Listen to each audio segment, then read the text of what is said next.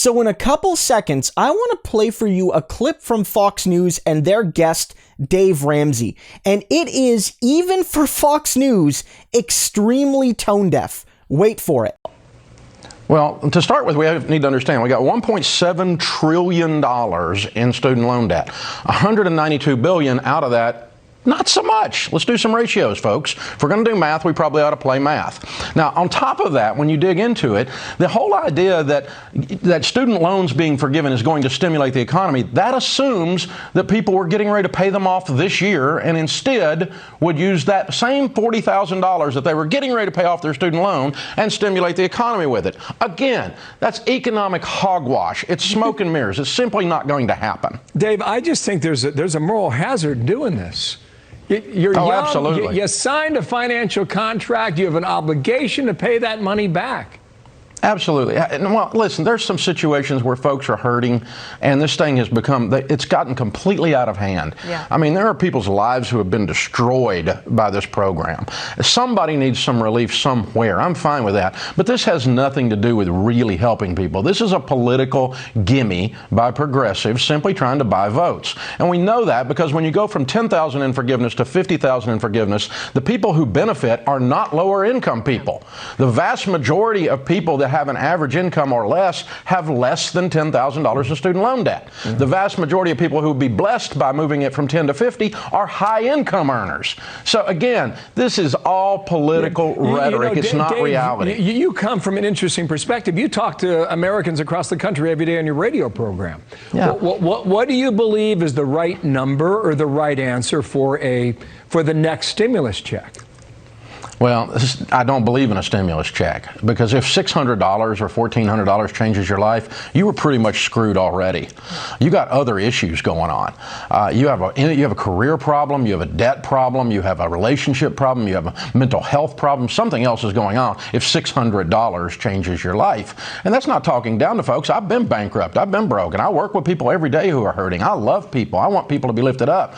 But this is, again, it is just political rhetoric, and it's just throwing dollars out there. It's peeing on a forest fire. It's absolutely ridiculous. My God, guys, that is Dave Ramsey. Apparently, he's a half billionaire. He's got hundreds of millions of dollars of wealth.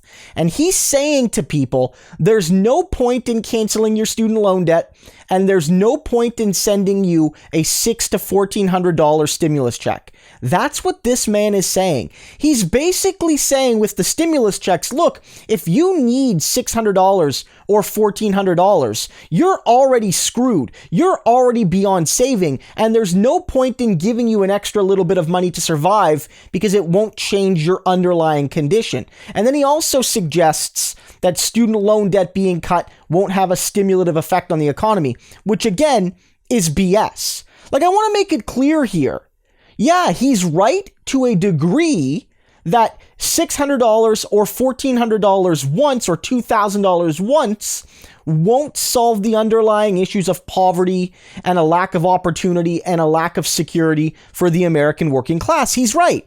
But he doesn't therefore say, well, we got to have, $2,000 monthly, $1,400 monthly, $600 monthly going forward until we solve the issue of poverty. He's basically saying because this little bit of money, which will help people, won't completely solve all their problems, we might as well do nothing. And he tries to couch it in this language like, oh, I love people. I want to help people. I dedicate my job. This guy's like a financial planner. He's like a financial planner celebrity. I dedicate my life to helping people get out of debt.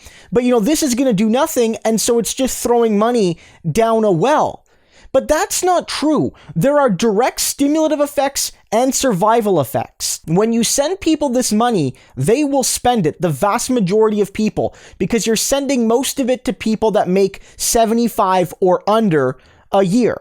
Many of those people make significantly less than 75, the majority of which. And those people are going to spend that money almost the second they get it. It will have a stimulative effect on the economy. Even if they just use it to pay their rent, their landlords will have money to spend, which will have a stimulative effect on the economy. And the idea that it doesn't solve all the issues ignores the fact that if you're hungry now, $600 helps you now.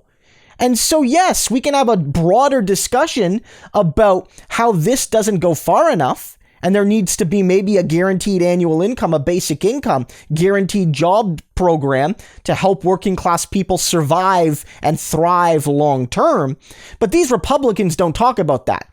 They basically say, if we can't solve it all, we might as well do nothing. And if we tried to do the things that solve it all, that's socialism, and we shouldn't do it. So therefore, we should do nothing.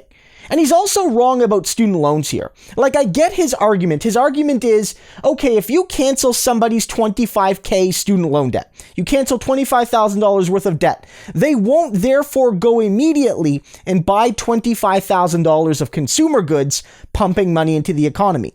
But it ignores the fact that if you cancel someone's debt over the short, medium, and long term, it does give them more consumptive capacity.